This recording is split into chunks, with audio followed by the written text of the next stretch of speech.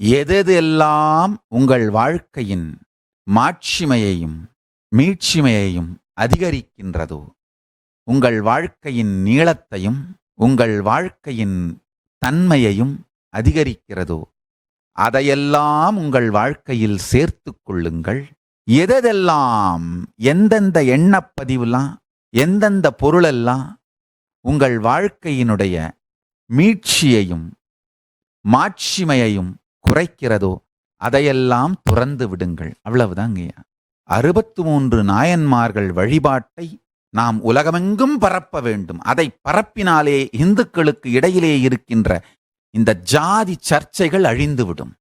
நம் திருக்கைலாய பரம்பரையின் எல்லா ஆலயங்களும், நித்யானந்தேஸ்வர பரமசிவ ஆலயங்களும் உடனடியாக 63 நாயன்மார்களின் படத்தை அவரவர்களுடைய ஆலயத்திலே பிரதிஷ்டை செய்ய வேண்டும்.